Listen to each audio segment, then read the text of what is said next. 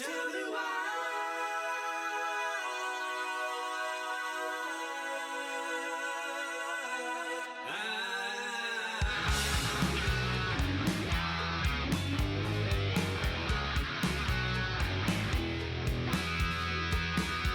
Welcome back to our third episode of Hafeman Brothers Talking Packers.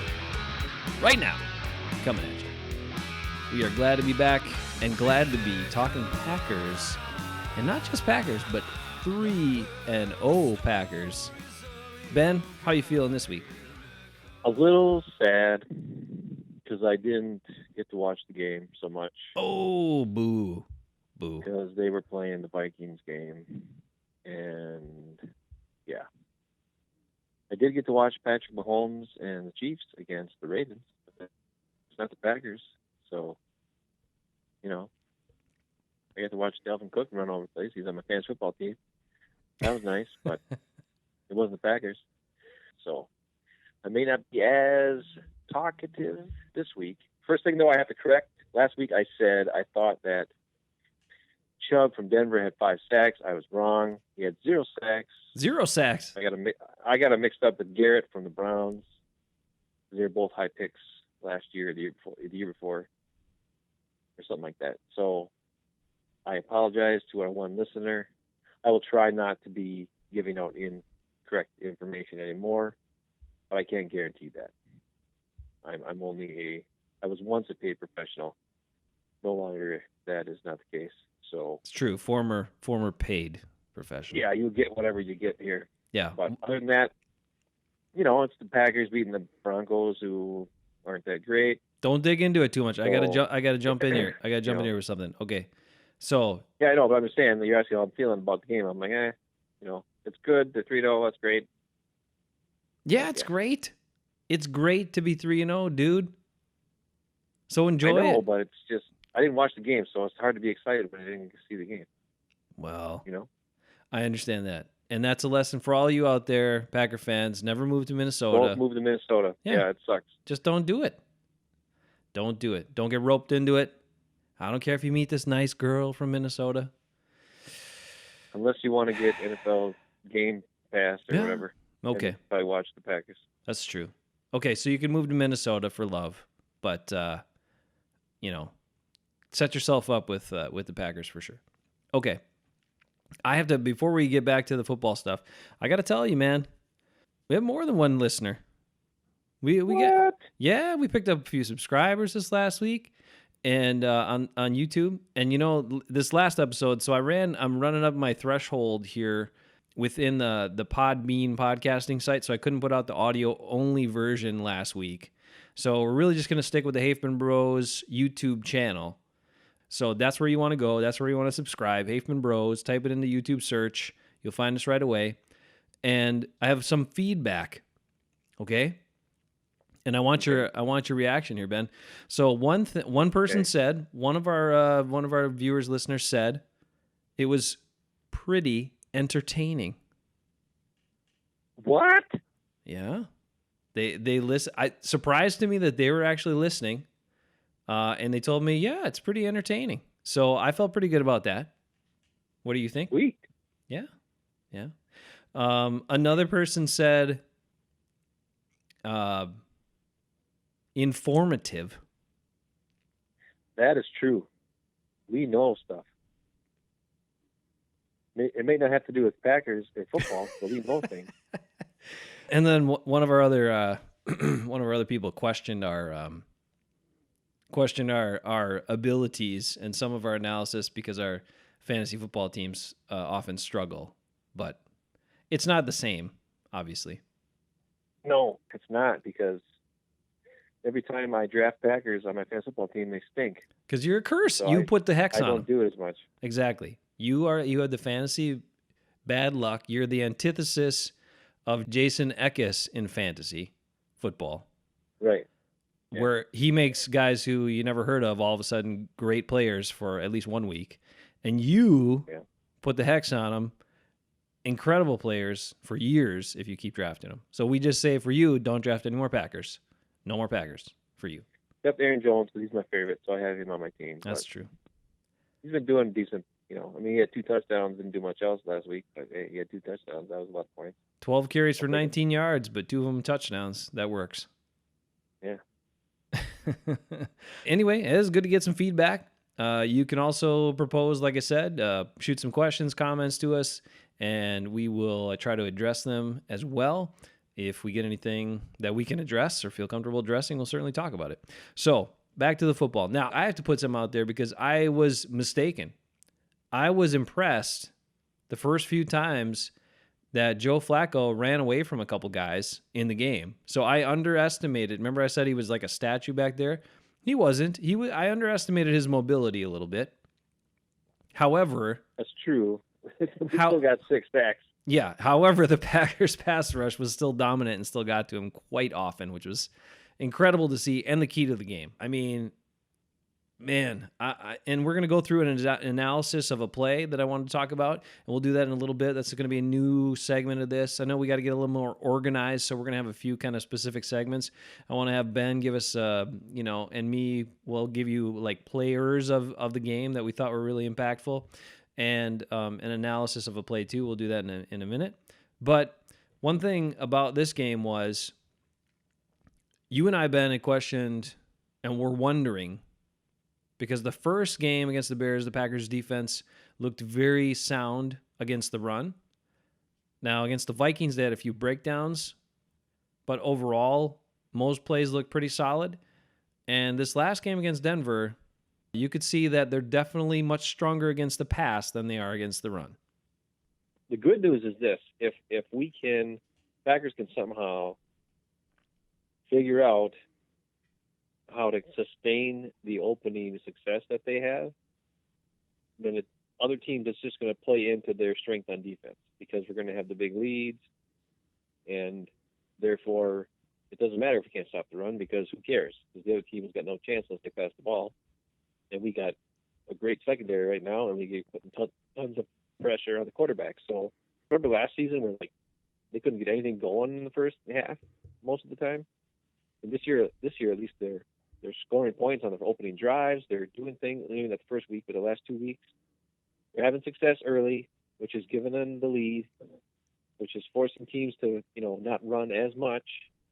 But they do need to shore up something there, because, I mean, that one touchdown that Lindsley had was probably the ugliest thing I've ever seen. I mean, they made him look like he was coated with butter, and he was just spinning around, and just guys couldn't grab him, and he just kept spinning and spinning and spinning. Next thing you know, he was in the end zone, and there was like 3 guys that had a chance at him, and none of them even grabbed him. It was just weird, and they can't keep doing that.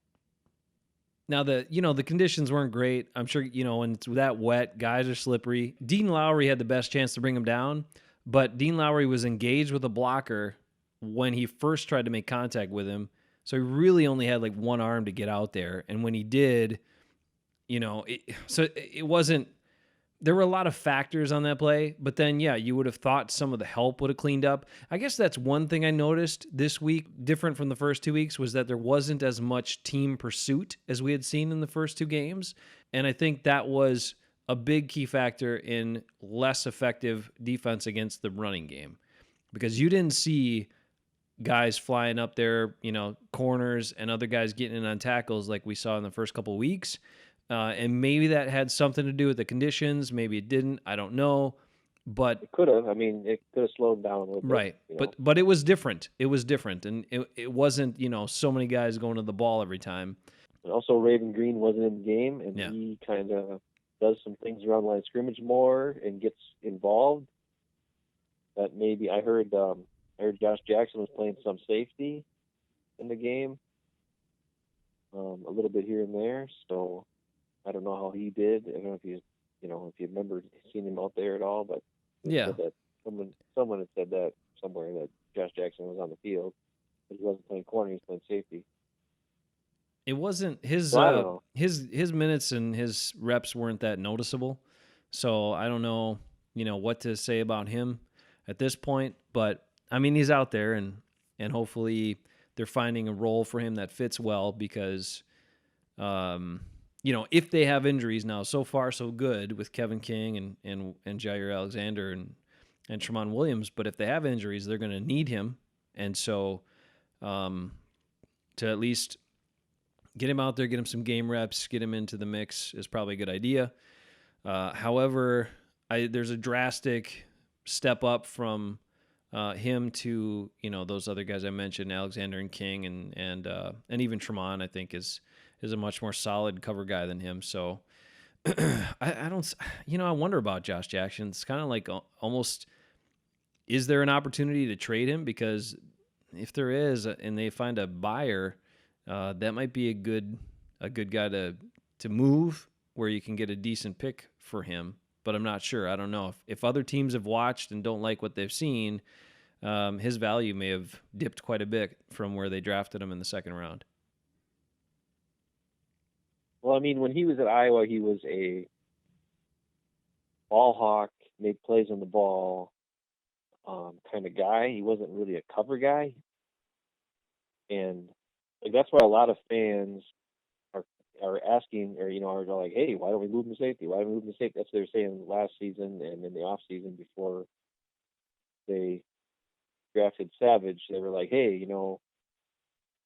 this guy has a chance. I mean, he's great at reading the ball in the air and able to, make plays when he's not, when he's playing off coverage kind of thing. So I could see where that's one of those things, that maybe finally, Mike Pettin is going, okay, you know what? If we decide to play a zone or we're going to, play some kind of, maybe he's not playing safety, but he's playing like a corner in a zone scheme.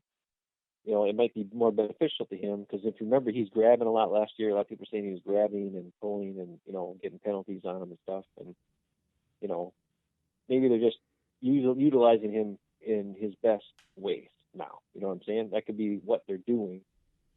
And maybe that'll get him more on the field, which is what we need, especially with Raven being gone. We need somebody out there. And then that could bring Amos down closer to the line of scrimmage. Maybe even Savage, who's quick, and you can still have somebody back there who can cover if need be, but can also has ball skills to get, interceptions and things. Then they could even switch it up and do whatever they want. It's just another guy who, if they can see what he does well, use his skills, and get him out there to maximize what he can do. And that's what I hope, like I've always said, that's all I want to see. That's what I want to see the coaches do. Yeah, they did play a lot more zone coverage this game, which I really think, I think Alexander and King's strengths are really playing bump and run man, but they did play a lot more zone this time, and the pass rush certainly helped out that zone, or it may have been a little more exposed. But Mike Pettin made an interesting comment. People asked him about all that and about his corners and what he thought about those guys. I was listening to his interview, and he did say, even if they're really good in that bump and run and that type of coverage, they appreciate some plays off where you can give them, you can give them a soft zone coverage or give them a play where they don't have to be doing that type of engagement with a receiver and glued to a guy and responsible for that guy every time. And that was, I think that was interesting, right. because a lot of other coaches will say they're switching up those coverages to try to keep the quarterback off balance. But Mike Pettin didn't say that. He said he was doing it just to at least give his guys a little bit of a break or a breather. Well, the other thing I think, too, that's really important is when guys are playing man, a corner, not receivers, more often than not, they're not able to, they're not looking at the quarterback. They don't know what's going on. And for some reason, if the pass rush does get there and the quarterback is more athletic and is able to escape the pocket, that leads to more, quarterback scrambles, which leads to first downs or possibly big plays out of the ball, all that kind of stuff. And it didn't matter so much against Joe Flacco or Kirk Cousins. But this week they're going against Carson Wentz on Thursday night, who is, a big, physical, fast guy who can throw on the run and do all the things that Aaron Rodgers can do, except he's even bigger and faster. So, that might be something else that we might actually see more zone coverage on Thursday night than man just to make sure Carson Wentz doesn't get free runs. How many times have you watched Rodgers where in the past, anyway, not so much last couple of years, but in the past where you see him, he gets the ball in shotgun and everybody's playing bump and run, man coverage on our receivers, and they all got their backs to him, and Rodgers just takes off running for a first down, even though it was like 3rd and 10. You know, nobody does that anymore to the Packers because Aaron can't get away, or at least he's not getting, you know, they're not getting first downs, obviously, because they're doing like, what is it, like they're averaging 3 out of 12 first downs a game, which is god awful on offense. But I know we're talking about defense right now. What I'm saying is, those are one of the things I look out for this week against Carson Wentz, is he can do multiple things, and if the corners are just playing man defense against receivers, they're not going to be, you know, they can be caught off guard on a couple different things, back shoulder throws, as well as Carson Wentz moving around, escaping the pocket. Circling back to the Packers' struggles in the run game defensively, but their extreme strength in the passing game that's kind of nice, actually. I'm excited about these upcoming games because you do have teams that want to throw the ball more as part of their offense. Like, that's how they roll, and so that's perfect. That's a more favorable matchup for this defense than if they were pounding teams, you know, like Denver and like Minnesota wanted to be. So I think that helps Packers out a little bit, and hopefully in the meantime, you know, they're able to kind of shore up that run defense and figure out where the breakdowns were and how they can be better there moving forward, because, you know, if they get ultimately where we want them to go in the Super Bowl, most likely their opponent would be New England. And if New England thinks they can't stop the run, they'll run it 75 times or 50 times. That's the thing that ultimately they'd have to make sure they're good at. But I'm getting way ahead of everything, but that's okay. Because you know what? I'm saying it. This is the year, man. We've waited. Whoa, dude. I'm saying it. I'm saying it. No. Yep. Way too early. No. Nope. Charles Woodson said it back in 2010. He said it on the sideline to Aaron Rodgers. You know, remember that one clip from one of the things where they had some audio from the sideline, and Rodgers said something. He's like, "What are you thinking?" And then he said, "I'm thinking Super Bowl. I'm thinking Super Bowl, and you're going to take me there." And I'm thinking Super Bowl. The difference this year, baby. The difference is the Packers had a top 5 offense that year. This year they got a bottom 5 offense. Yes, but they will get there. They will get there. Your guy Aaron Jones. No. Your guy Aaron Jones. He's going to stay. Awesome. He's going to stay healthy this whole year. And when he does, and then once that offensive passing game starts clicking a bit more, and they realize a few things like how they need to utilize certain players. You know, Jimmy Graham isn't supposed to be running out routes against guys that are faster than him, because then he's just covered all the time. And Bobby Tonyan is your best tight end. That's a pass catcher right now. Like, get him in there. Get him in there. Are we going to offense all of a sudden? What's going on here? I'm going to the Super Bowl, baby. I don't know where you're going, but I'm going to the Super Bowl. Oh, my God. Okay, I'm going to pull it back. You're making me nervous with all this talk, dude. This is the year. I'm telling you. Okay, anyway. All right. Now, just think about that. Matt LaFleur's first year as head coach. Anyway, okay.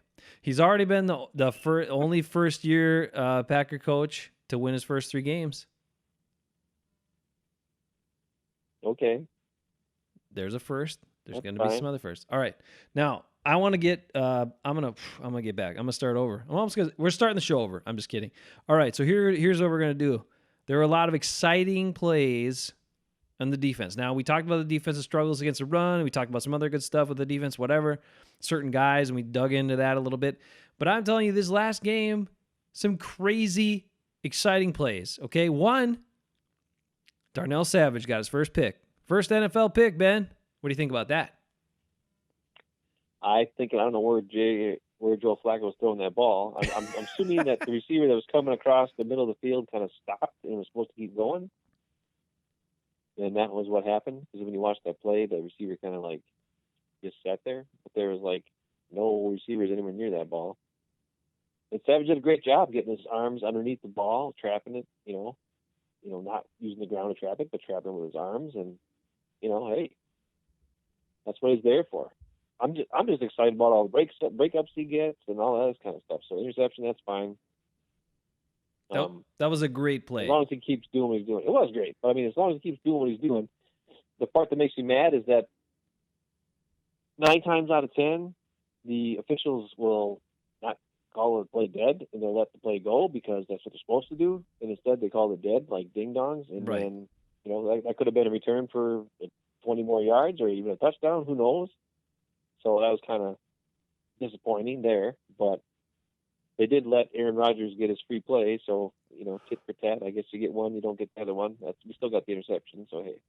I know, but it was a little bit disappointing that, it didn't make sense that the Packers had to use a challenge to get that interception to go through. With all turnovers being reviewed anyway, all those plays should just be let go, and then you look at it if you don't have a clear call on it, right?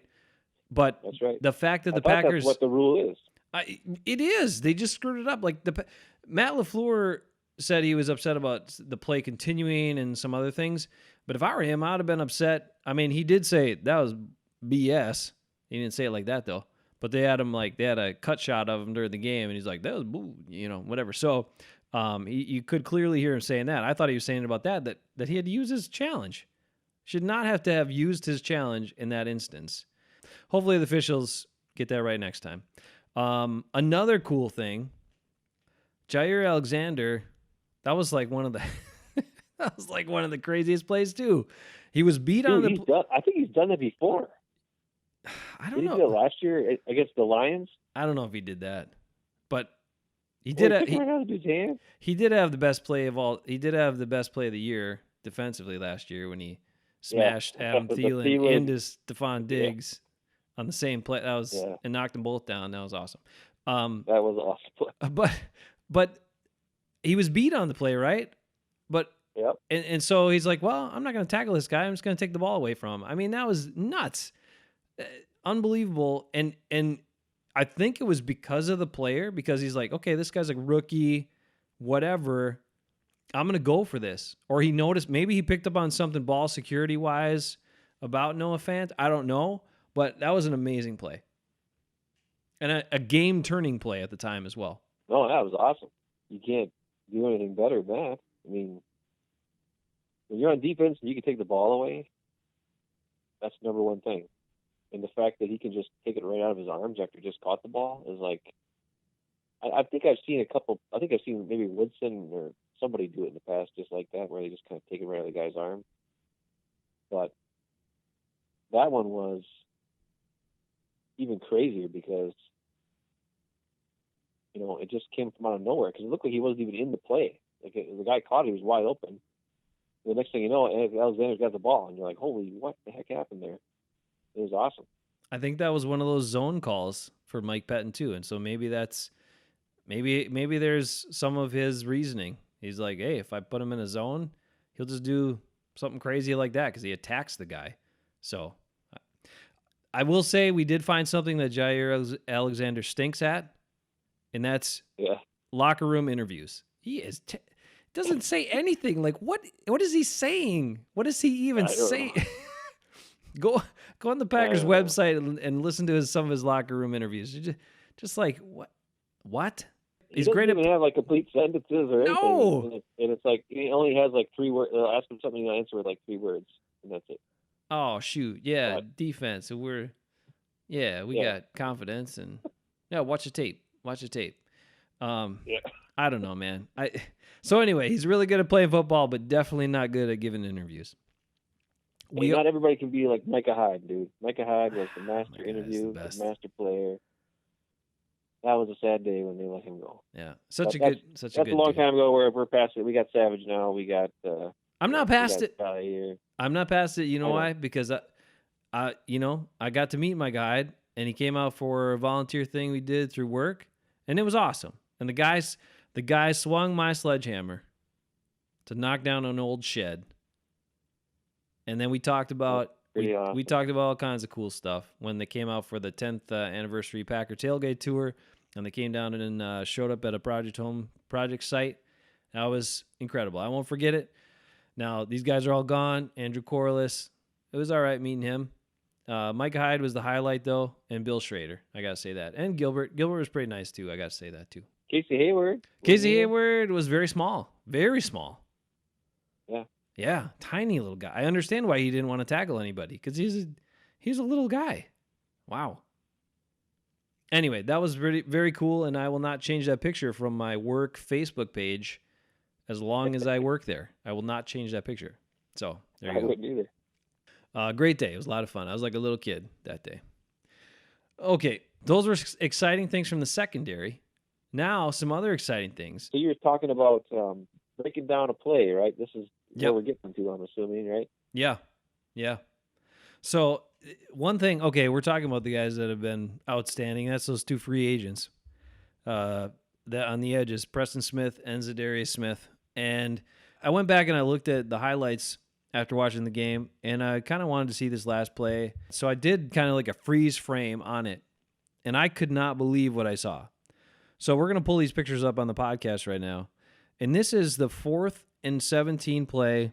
So it's basically the Broncos' last offensive play where Preston Smith got his 3rd sack. It basically shut down the last threat the Broncos could potentially even put out there. So if you look at the stills, this first one, the Broncos center is just snapping the ball. And look at everybody else. The receivers haven't moved. The running back hasn't moved. The offensive linemen have not moved. And none of the Packers' defensive linemen have moved except Preston Smith. He's already across the line of scrimmage. That is a great jump in a perfect situation.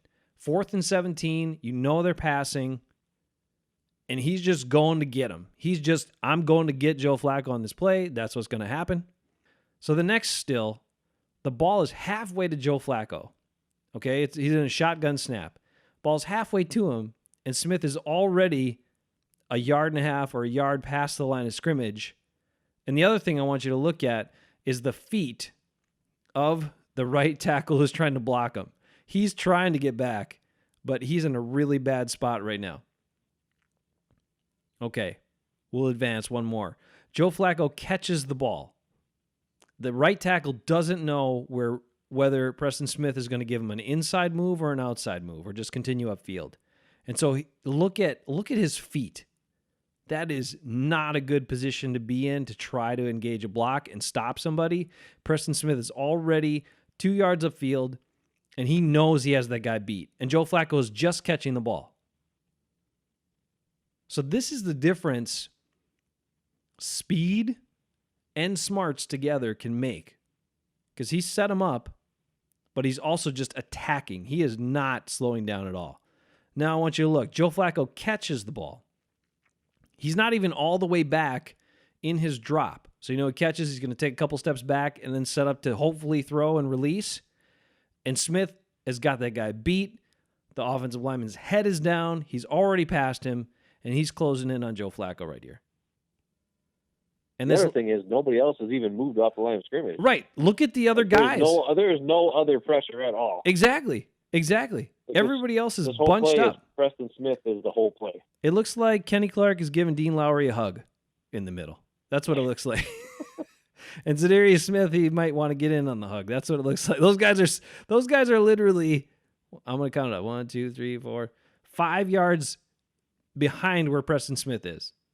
So he's the pass rush. You're right. And he's closing in on Flacco, and then he brings him down.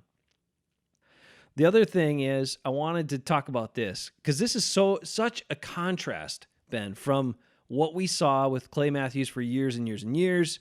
And then, of course, Nick Perry was a guy that sometimes got there, usually only had one operable hand. And a lot of other times we never even, you never heard. Saw him because he wasn't on the field. Right. And was injured a lot, whatever. But Clay Matthews would get that edge sometimes, and that's great. But then what he would do is launch himself at the quarterback. Like he would leave his feet and launch himself at the quarterback, which got him in trouble in some of those stupid calls early last year, all that stuff. But it seems like but more importantly, what it would do is it would take him out of any play after that point. Right. If the quarterback noticed him or felt him and evaded his launch, Clay was then out of the play because he had to get himself back up off the ground and you know, he wasn't able to make a play off of that.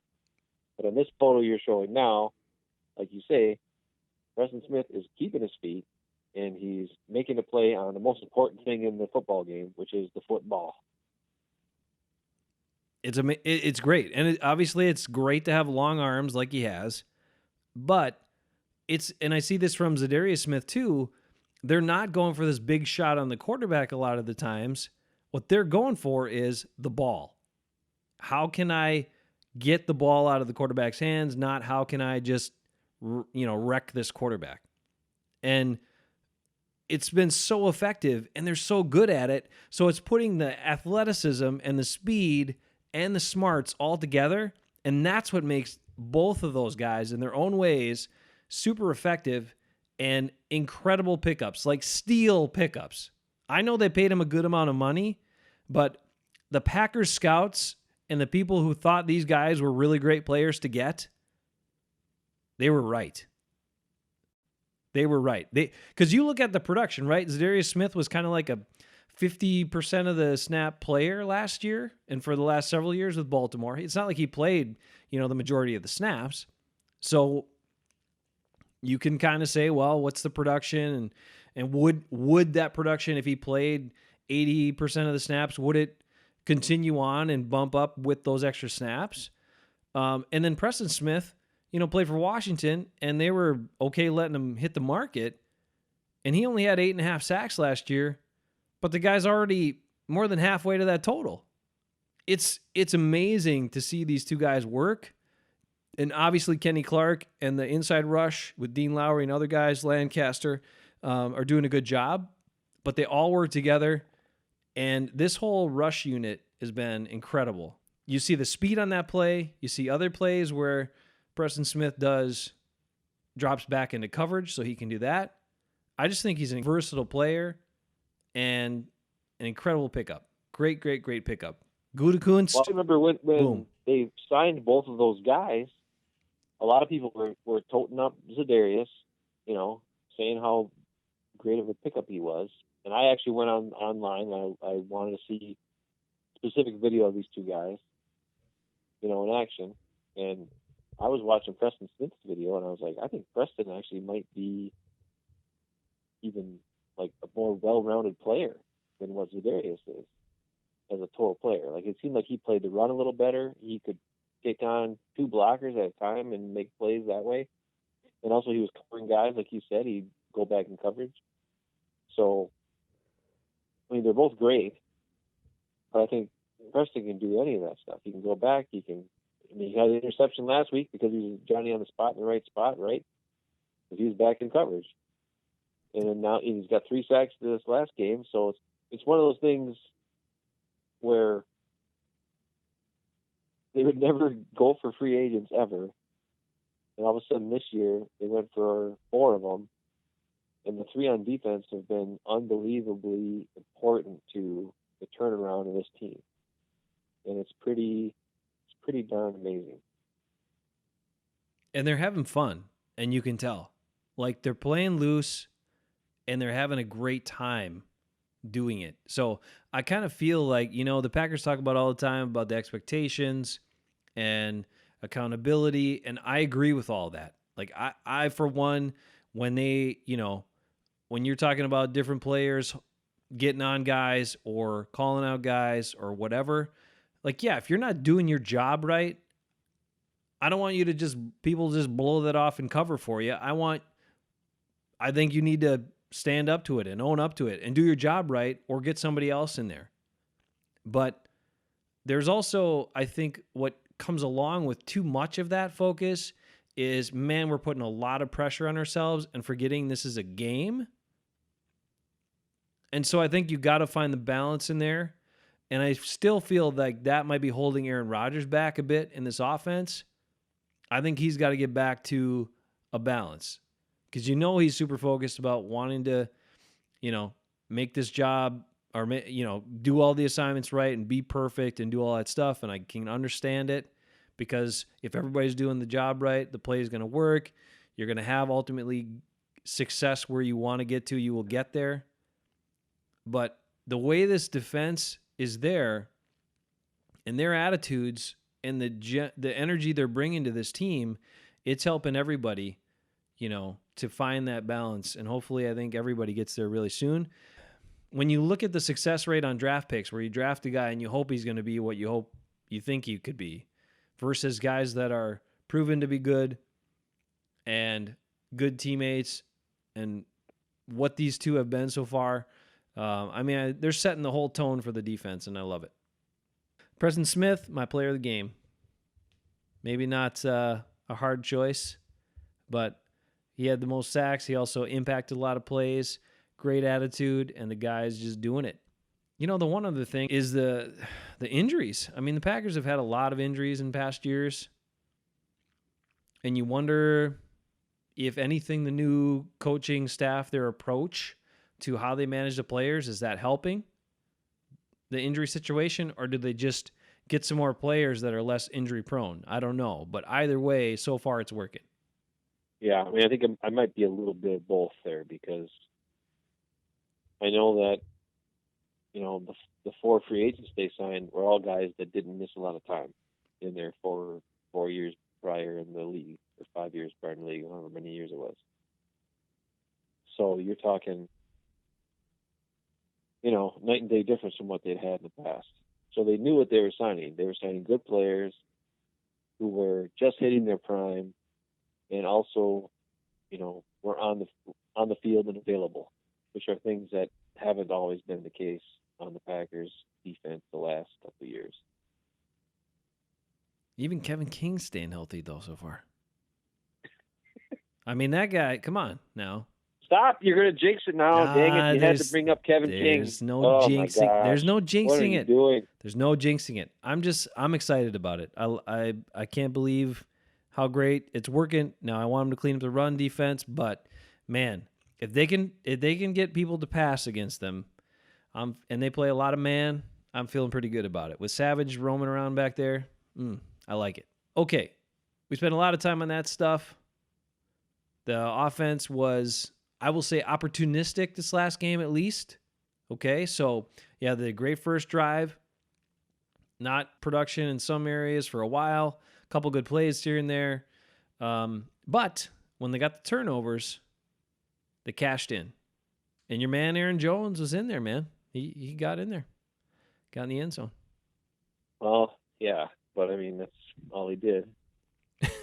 He had a good, his touchdowns are both good, though. I mean, the first one, he's squirting through a couple guys. That's one thing about Aaron Jones that's really good. Like I said last week, it's not really pretty watching him run sometimes, because he's always like off balance and like leaning sideways and this way and that way, and it's kind of hard to look at.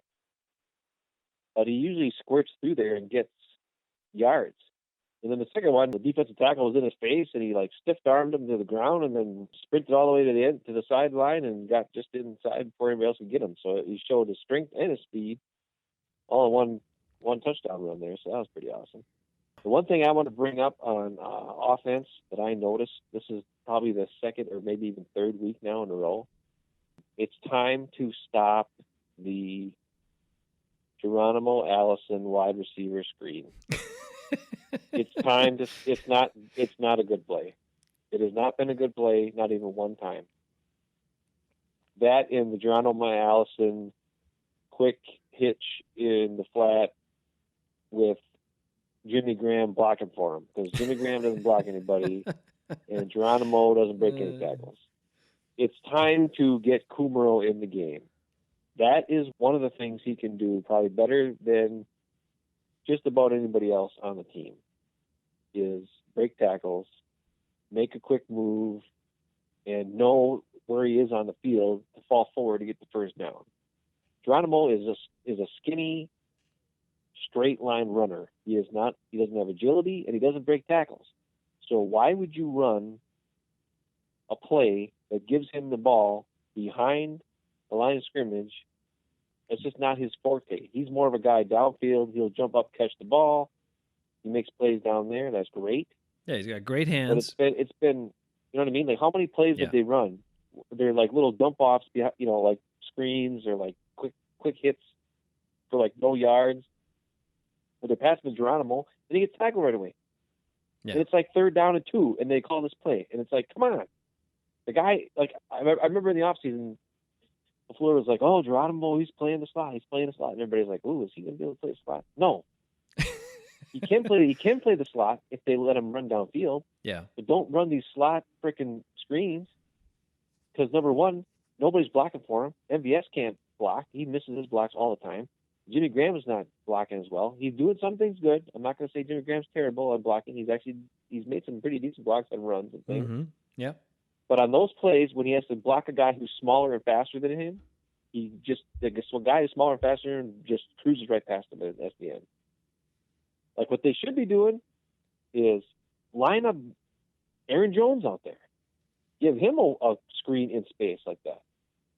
And then instead of having Jimmy Graham over there to block, put Tanyan and Vitali in front of him and see what they're going to do. Are they going to put 2 linebackers over there and Aaron Jones and have all those guys over there and then put, like, Devontae and somebody else on the other side of the line? That'd be nuts. Like, what are they going to do? I like it. I like it a lot. That's a great play. That's a great formation. Like, come on.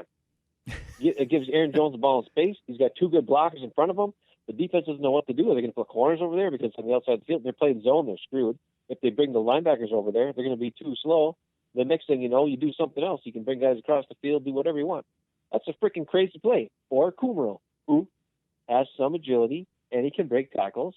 Or Devontae Adams. Yep. Run a wide receiver screen with Devontae Adams. Every game, Aaron Rodgers is like, we got to find a way to get Devontae Adams the ball more. Okay.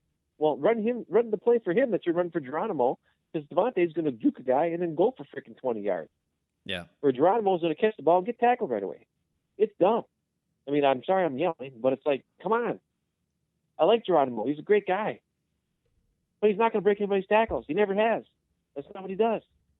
You know what? It's okay. Stop throwing him little dumpy passes and expecting him to, like, do something with it. It's not going to happen. Right. Stop calling that play. That's clear. You're very correct in that, and good job pointing that out. But that's one other. I was going to say it's okay. That's one thing I have to say. There you go. It's okay that you were yelling, because that was the other comment we had was we need more yelling. Well, you know, I'm good for a couple of yelling every now and again. Well, I'm actually awake today. The last 2 times, to be honest with you, we recorded like 11 o'clock at night, and I was like half sleeping. Oh. So at least I'm awake. It's like only 10 o'clock right now, I think. We talked about your age last week, and that's, you get a pass, because you're older now. Speaking of that, I forgot I had to put a little. Mom and Dad were out, for my birthday last week, coming out to visit me here in Minnesota. Yeah.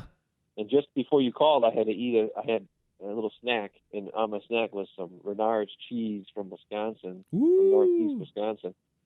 So a little shout out to Renard's cheese over by, we're from the Packer land where we're from. Technically, it's in Door County, but closer to Algoma than it is to Sturgeon Bay.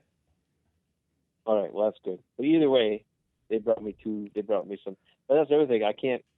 A couple of years ago, they came and brought me shark cheddar, and I couldn't handle it. So I've been living in Minnesota so long that I can't handle that awesome cheddar anymore. It just was like knocking on my butt. So I was like, Mom, she asked me, like, do you want me to bring you some cheese? And I'm like, yeah, but you can't bring sharp. You got to bring mild and probably like medium cheddar, because I can't handle sharp cheddar anymore. She's like, really? And I'm like, yep. I'm a wuss now. I'm a Minnesota wuss. You've been conditioned. It makes me sad. Anyways, back to Packers. How's it going with the Packers? Oh, man. We're on offense. One thing I was going to say, Danny Vitale, finally they threw a ball to him. He ran a wheel route up the left sideline and almost scored his first career touchdown. Almost. Yeah, how's that? Came up just short. But I'm glad he did, because that got me more points for my fantasy football team from Aaron Jones. Right. But where are those plays? They talked about all camp how they were running all these plays, and Danny Vitale's making all these crazy catches and all this stuff and whatever. Where have all those plays been? And you only run it one time and you get that result, and that's the only time you run it in the whole game? It doesn't make any sense. Give me some more Vitale, man.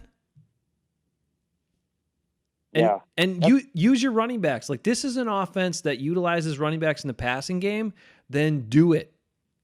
Okay? Well, hey, in some of the highlights I saw, there are some plays where Rodgers gets the ball, 1-2, boom, and he gives it to Jamal Williams.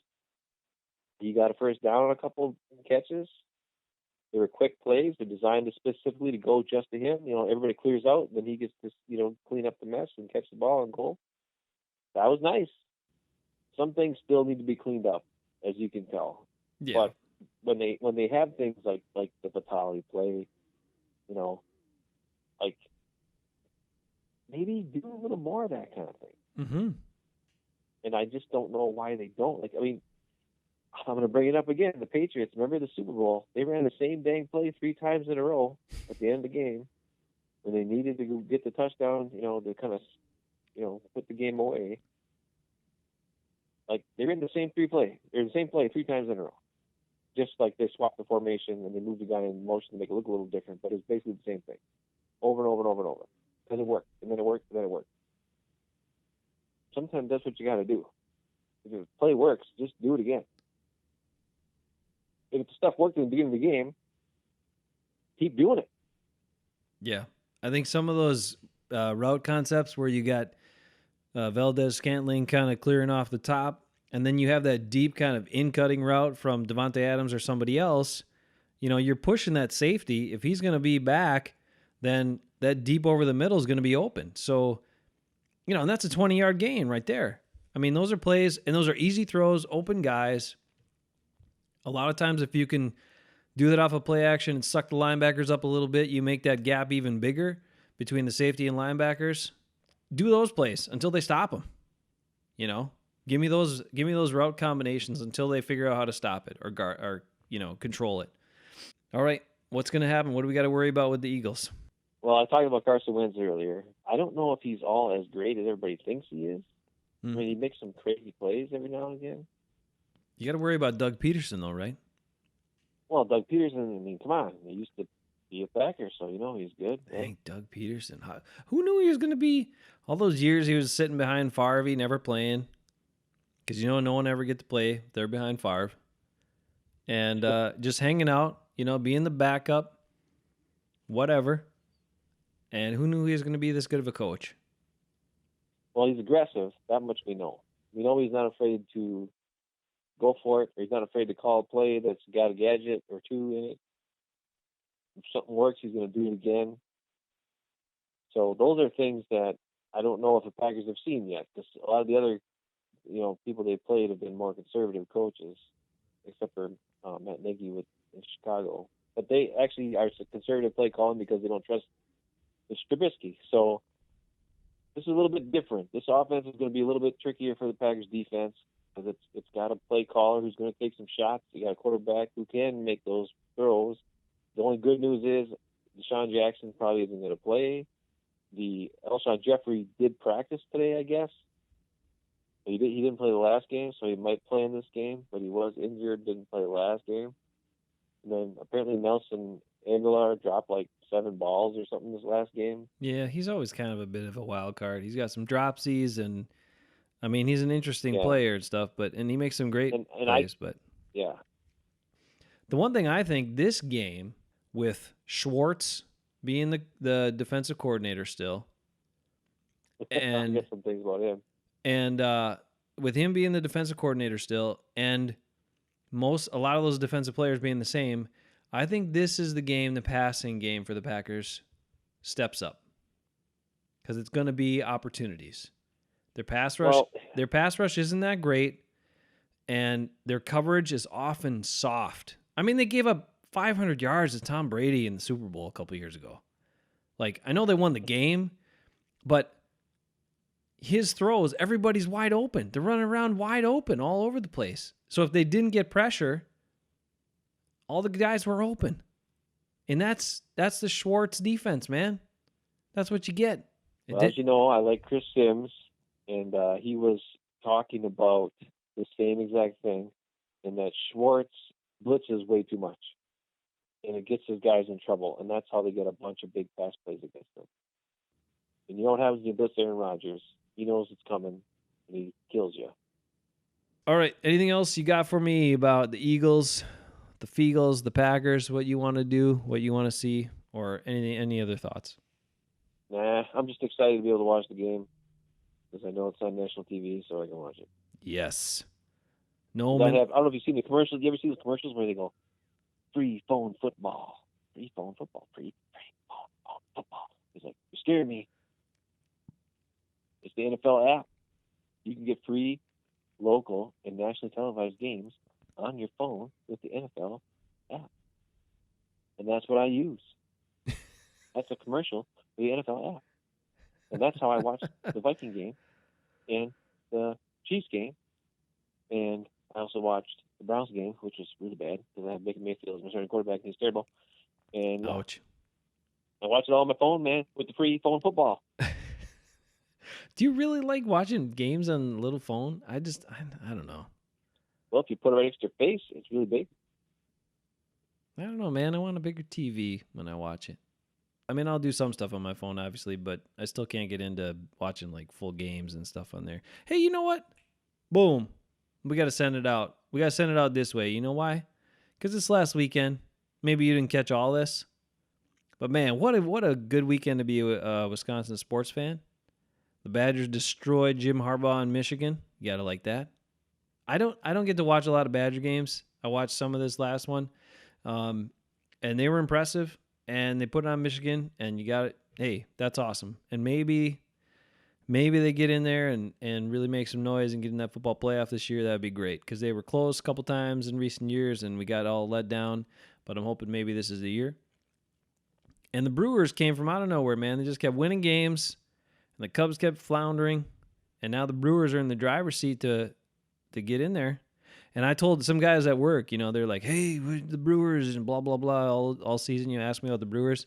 I said, man, there's too many games. There's 162 games. I only have time to watch my one Packer game most of the time during the week. So I can't commit to watching one 3-hour game every day, pretty much, right? So I told them I don't start paying attention until game 150. So let's see where they're at game 150. And all of a sudden, they went on this streak, and they are looking pretty good, man. They got a really good chance of getting in there. And then the matchups with the Cubs and Cardinals yet coming out. So I'm telling you, Brewers, hey, they lost their best player, but they're still kicking it. They're still doing good. So a lot of people in this state really excited after this last weekend with the Brewers surging, Badgers dominating Michigan, and the Packers 3-0. Packers 3-0. All right. What do you got? If you get the Brewers and the Bucks and the Packers and they all kick butt, hey, let's do it. Let's do it all this year. Do it all. Year of Wisconsin, baby. The year of Wisconsin. Let's do it. Packers, Eagles, Thursday night. Don't miss it. Packers. Are we going to score? We never do the score. Are we going to do a score? Something new. What's the score? Oh, you're going to give me a score? All right, give it to me. What do you got? Packers, Eagles? I just thought of it just now. Are we going to do it or what? Well, we can start to be more like other people and give predictions and give me a score. Who's going to win, Ben, and what's the score? Well, the Packers are going to win because I don't want the Eagles to win. And the score is going to be 35 Packers to 17 Eagles. They're going to destroy them. No, really? Wow. And there will be one defensive touchdown. I like that. Packers win the turnover battle again, I'm assuming. Yep. So far, they're +6 on the year through 3 games. I know. That's amazing. They're number 1. That's how you win when your offense isn't doing that great. Take care. They're number 1. They have 8 turnovers this year on defense. I like it. So that's pretty awesome. Go for the ball, get the ball. The ball's what you want. Take it away. My prediction for the game is this is the breakout for the Packers passing game against the Schwartz. And they will win, but I'm not going to give you a score. I'm just going to say that the passing game takes the lead in this one. Aaron Rodgers will finally have a Patrick Mahomes-like stat line for at least one game this year playing the Schwartz.